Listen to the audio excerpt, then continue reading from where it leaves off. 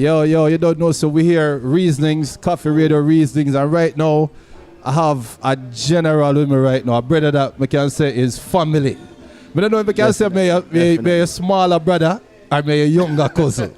Younger brother, not younger, smaller brother. Yeah, younger brother. Yeah. Justis. What go on, my general?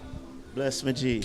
What go on? Respect our manners. Enough respect our manners. Yeah, it's been a while. It's been a while. Long time, for real, for years, from Florida days. Yes. And indeed. More of the people them know that you know me before I even start playing music. Long time, man. Yeah, them days when we used to love sound business and see you up play a Mount Zion and then place there. Long time, man. Yeah, so what's going on here, my general? Well, right now, I'm just cracking a lot of different goals right now. Different things I try to pursue, like law school for one, you know what I mean?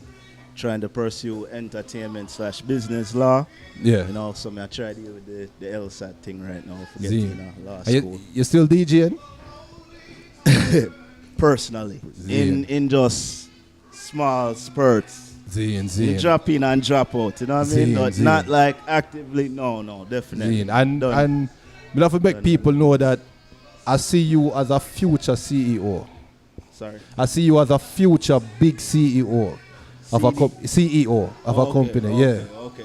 Give thanks, brother. Yeah, man, for real. For the Mind Power brand, can you see now wear the Mind Power hat? Man, see it there? Mind Power. So talk about the Mind Power brand. Alright, so Mind Power basically is a collaboration with a brother named Crumb Snatcher, right? We come after the hip hop line through Gangstar. He was originally an artist signed by Guru of Gangstar. Most people know Guru, DJ Premier, legendary hip hop group. And he was one of the offspring as a signee of the artist Guru. So long story short, Guru passed in 2009. R.I.P. Guru. Rest in peace to the great Guru.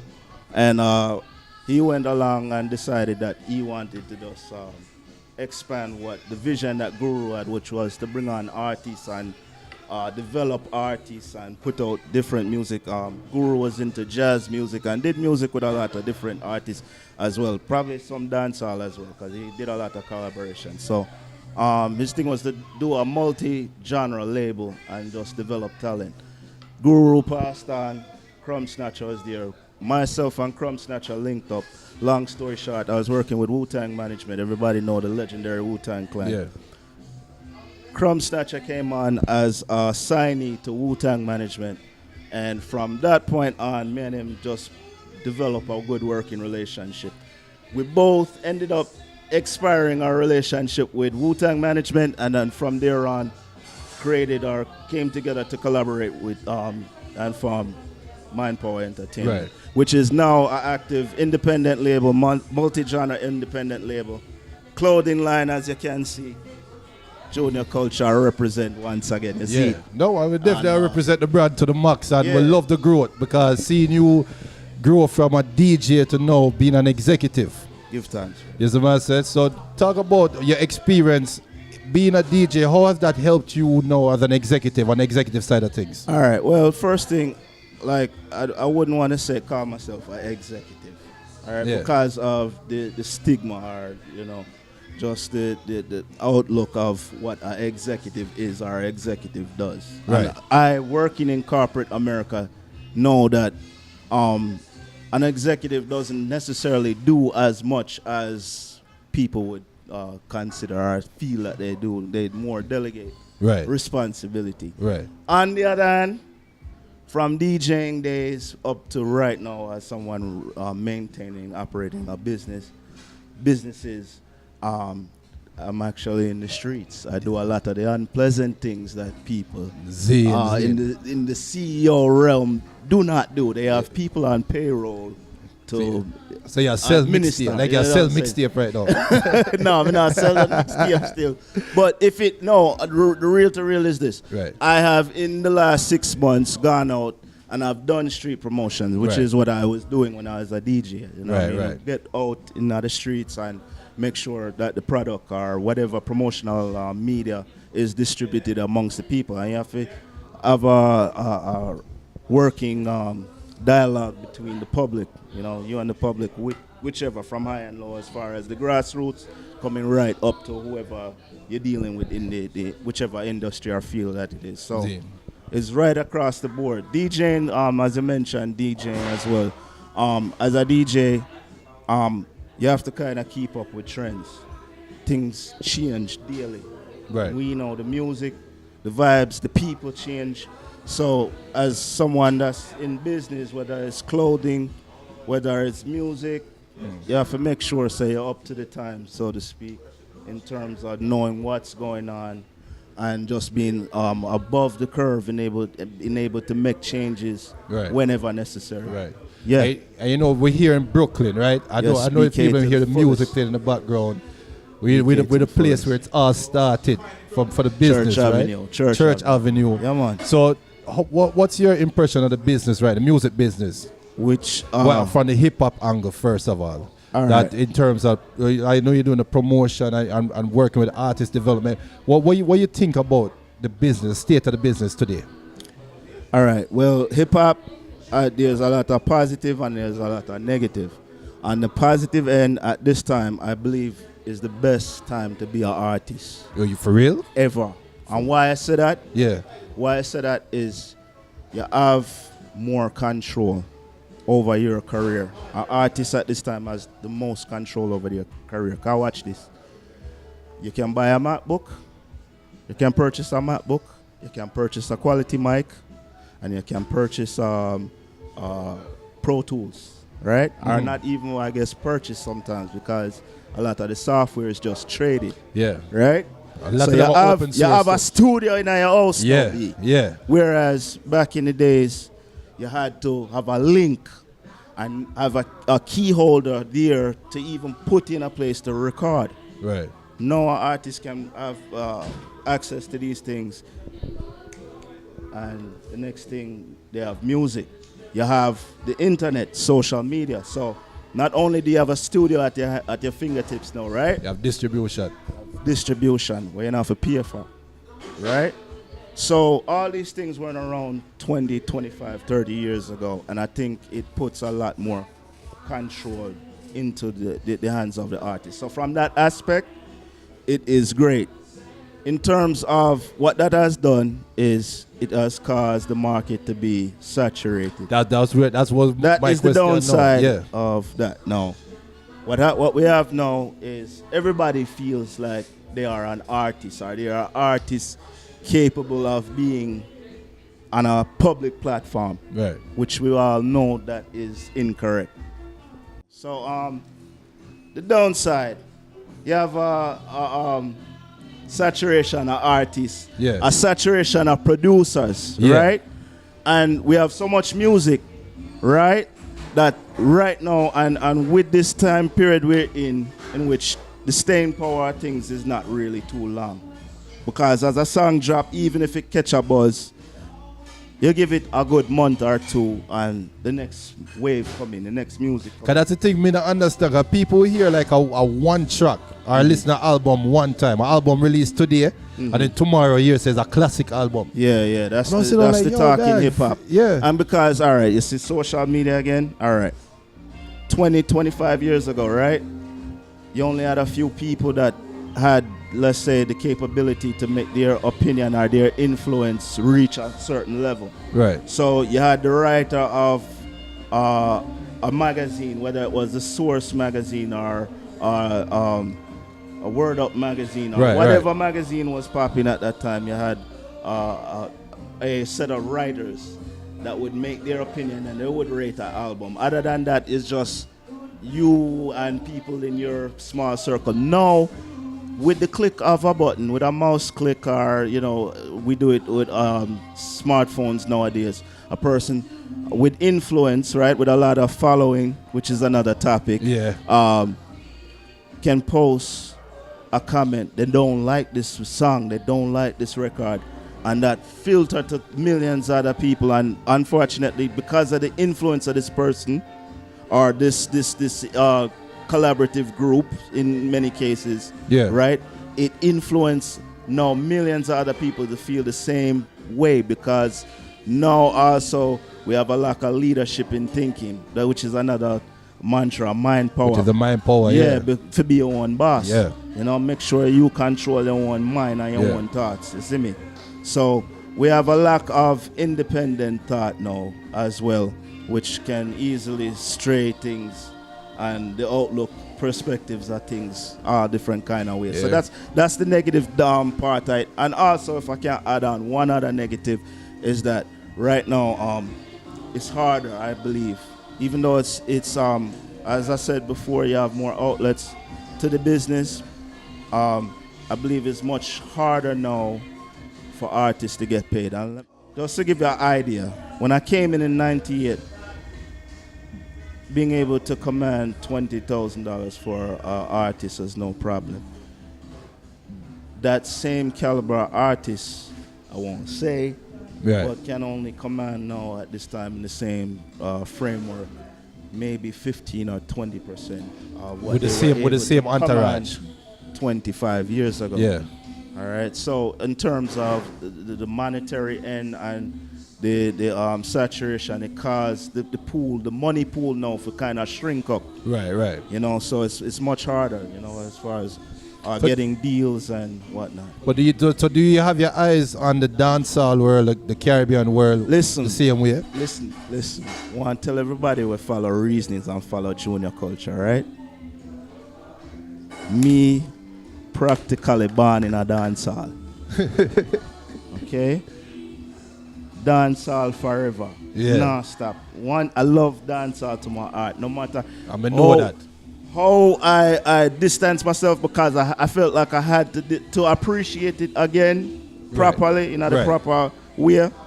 I did have to kind of distance myself from it, because I fix up that. Distance yourself publicly. Because me may talk half ear. When you and I talk half ear, you're very in tune with that. So you distance yourself publicly. I've met the people that know that. Yeah. You know some people that's what Justis says.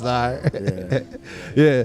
So where you see dancehall going? Or do you see dancehall having the same problem like you just said about hip hop? From my perspective as a selector, I think the issue is even worse in dancehall than hip hop. Because for me, even as a radio DJ, and I try my best on Coffee Radio to help promote a young artist or an artist that trying to come up in the game. Worse, if them tunes sound decent. But then I say, all right, send me a track and I'll play it on the radio. And I would either get a raw track, I get a track that's not even named, then we send me the track in WhatsApp. I mean, we get some WhatsApp chat, AUD, blah, blah, blah. And I'm going to play this. I'm going to say, big man, which track is this? You know what I'm saying? We need a clinic just on how to release music alone. Right. There's a lot of miseducation lacking, both sides, more so in the dancehall. And part of my pursuit at law school is to kind of provide somewhat of a safety net, because as I mentioned these things, that's just the tip of the iceberg. Right. Most artists and most people who claim they represent artists as management, but I would call them damagement. They are very ignorant of the business. Right. Very ignorant of very what we would call minor details that become major. So these things that you're mentioning, because you as a selector, a DJ now, right? You can receive music in this context and it turn you off from playing it. Right. And you just press delete and go and just delete. Don't even give it a second. Tune, right? Yeah. That's true. And then the other part is the promotion or the team, the PR person that's behind these artists. They're not putting in the word. That's one thing I give hip hop. Even though hip hop is saturated in terms of artists and in terms of managers, when they come to you with their stuff, it is well put together. Dancehall, reggae, my artists them want to need for the better, like. Much better. But can we even reverse and even go back before that? I think so. Yeah, go on. Let's go back before that. All right. Let's get to a little bit of the history, because the book I'm working on right now, a chronology a chronological history of dancehall music, 1980 to present. So hold on, before you say that, people have to now know this. You know what you're talking about because you are doing the research. Yeah, that's why I'm not rush it. Yeah. This is not something that I can just come up with overnight. I I'm give you the like platform. 5 years in the works. Yeah. 5 years right now, and I would say probably about 70%. Also, I get it. Sit down. That'll be a fun. Just like the people want to listen to me. You talk about it when you reverse and go back. So we're going reverse and go back before the process of even sending your music off to a sound who's a radio station or whatever. All right. Right. So I had the privilege, right, of growing up in the 80s, 90s. All right. Where the artists had a certain position to play before they were even able to do the whole mic. Yeah. Artists, and this is where a lot, both in hip hop and dancehall, is missing. The artists had to have a certain respect for the sound man, the selector, because he was the key holder. Right. So you have artists. If you go back and if you watch interviews or listen to interviews of artists from the 80s and 90s, we tell you about how much them have to ride pan truck back. Yeah. How much hours them spend a ride pan truck back. I lift speaker box, rain and wet them, right? And them have to bleach in a dance or stand up in the dance for many hours, right? And hope the sound man call them up and give them the mic. Yeah. Right? Yeah. King Jammies, right? Notoriously known. Right? The studio King Jammies, notoriously known as one of the studios where artists would have to stand up out of the gate. Not even in the yard. Yeah. Out of the gate. A bleach. And hope a man call you in and Jammies not call you. A man who are going to listen to your music and approve, maybe a apprentice in the studio, I forgive Jammies a word and maybe then Jammies will listen. So where I'm going right now is before an artist, there was so much development that went into the process before an artist could get to the stage, before he could actually be in a dance and appreciated by a crowd. A lot of that's lost now by the access to the general public through social media. So right now you have artists that they get on the stage and they don't know how to conduct themselves. No stage presence. And come out and they don't even know to dress in a way that distinguish themselves from other people or whatnot. Yeah. You know what I mean? So a lot of the showmanship, a lot of the things are lost based on that particular premise. And it's the same thing in hip-hop. I can draw the same parallel in hip-hop that now a lot of the artists, they don't really respect the craft. They don't respect the craft. Yeah. They don't respect the DJ, right? They think they can bypass the DJ because if they get their numbers up, if they have a certain amount of views on YouTube or on SoundCloud or whatever platform, then the DJ has to play my song anyway, right? Yeah. And watch this now. You see the comment where Jack Ure make? It's a very deeply rooted comment, Very deeply rooted comment. So you agree with it? Not at all, but I understand it.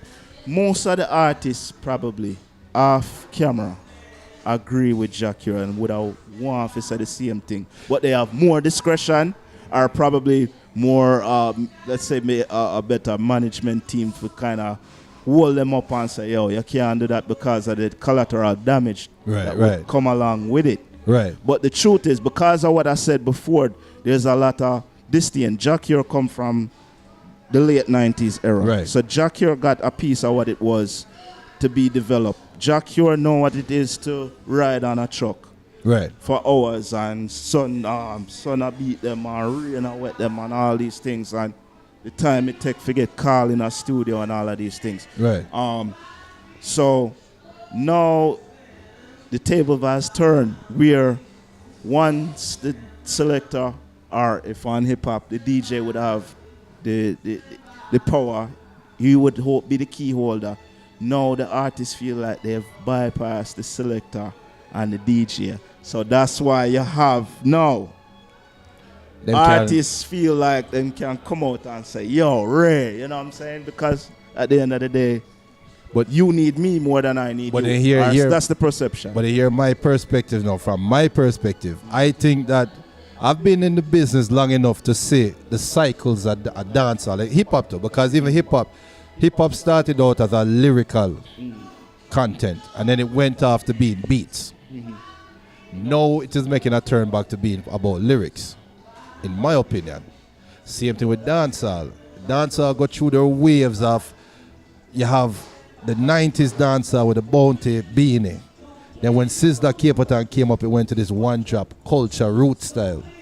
Then it goes straight to Jiggy Jiggy.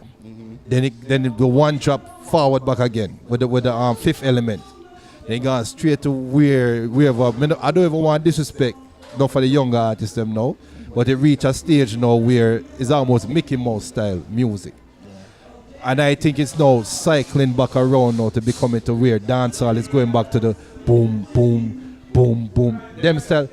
I think artists are now going to have to go back around to where the original key holders were, the DJs, because like you say, it is saturated. The business is saturated. Everybody, even this one we are doing right now, Reazonings, a lot of people doing the same. Video editing, videography, whatever. Right? Definitely. But then if an artist want to get his music to the top of the pile, he must go friend up the DJ. Them started out with Piola, or Piola lose its luster now because everybody can do Piola. So now you know have to really go back to producing good music and working the music. Exactly. Your music now have to go back to the top as a good song, because guess what? A man cannot pay. If me ever charge, I don't charge no DJ or no artist, nothing. But as a DJ, if you're going to charge $50 to an artist, and another artist come and say how much? It's a $50. What makes your song better than that song? Because that's same $50, you know. Me, you know, have to work yours. You have to work your song to make me know have to say I have to play that song, not for the $50, but for the reaction that the crowd is getting. So you have to work it now. Definitely. And I think that's where music is going. What do you think about that? I would like to agree for the most part. Everything has a cycle. You know what I mean? We have cycles in all aspects of life, and music is no different. No, what I'm seeing is this. As the music expand, right? Because we're talking about hip hop and dancehall. We're not talking about something that's just centralized in a few regions. Jamaica, Caribbean, New York, Philadelphia, California. We're talking about something that has reached every corner of the globe, right? So with that being said now, right? With other people listening, other cultures being infused, that alone allows the vocabulary to be expanded. Because now our artists is have diction. Right. Yeah. Now our artists look at Sean Paul, for instance. Yeah. You know what I'm saying? Sean Paul right now, though he may not be if you were to stop the average dancehall fan, or the so quote-unquote dancehall fan right here on Church Avenue, and you said, who are the top 5 dancehall artists, or even top 10 dancehall artists right now? They probably wouldn't mention Sean Paul. However, not where we should be. Sean Paul has been in the Billboard within the last year. Yeah. With songs from artists where on other sides of the globe that are charting and doing numbers in their region, right? And if you listen to the music, SP infuse the different languages and slangs and cadences from all these different countries or islands as well. Yeah. So that alone allows lyrics once again to flourish. But as I believe, you have in any business or any aspect in life, you have quality, you have quality things and you have poor quality things. Yeah. Obviously, poor quality things don't last. If you're going to the dollar store and you buy your shoes, you can't expect for wear the shoes Just 5, 10 just years. one way, one wear. Exactly. One wear and you dash it away. Yeah. It's the same thing with the music. Yeah. So when you have these productions that you can listen to and not too much really go into the productions, poor quality production, Right. songs, poorly written songs, right? We hear them, you know it, They may be catchy. They might have an element to them that is catchy enough for them to hold our attention for whatever moment in time, but they all fade off. You know what I'm saying? Yeah. And that's the beauty of this show. This is the beauty of Reasonings. The goal is I want the people them that love music to know that people are out there in the industry like yourself that share that same love. Because the perception out there is that for the people that love music, they are thinking that the execs, not you, but the executives out there, they don't care about the brand. They don't care about music. They only care about making money. Right. And that's why for terms like culture vulture come up and all these things they hear in the business. I want people to know that through Reasonings that there's still hope out there. There's still light out there. Definitely. Support the good music. Support the brands that mean the same thing that they want. Definitely. So how can people support you, Justis? Support me? Yeah, like support the Mind Power brand. Support your books. Oh, okay. Well, directly, right? You can go to Amazon or you can go to www.mindpowerwear.bigcartel.com. Make sure you put the Big Cartel too. Yeah, make sure you put the Big Cartel after the Mind Power Wear, and then you will see the different merch items and different clothing that we have available. As far as the music, we're on every platform. Every digital platform from Tidal, which I want to mention first, right? Well, I mentioned Tidal first, right? Yeah. Not only, of course, Jay-Z is the owner, but Tidal, as far as with the streaming right now, gives the artists the best payout on their music royalty. And things like that people need to know. Right. Like you said, Tidal, artists are out there. So right. So very important because now it's we're gone to streaming, right? We moved from actual buying of physical copies, cassettes, CDs, and records now. When last you buy a record, Junior? As a DJ, I can't tell. See? Years. I want to tell you as a something, buy a DJ. record in the last 3 months though. 3 months? I can't stop. Just that's because I'm an addict. You know? I am an addict. Yeah. You know what I'm saying? So And that's why people stop. need to know you're real. It's not a facade, people. And there's one thing about Reasonings, we're not going to run down them the kind of hype. If it's even 4 people or 5 people, I do business. Because we want to reach out to the real people and it all grow. Yeah, man. So, Justis, you don't know. Respect our manners, junior Big culture. up my general, see?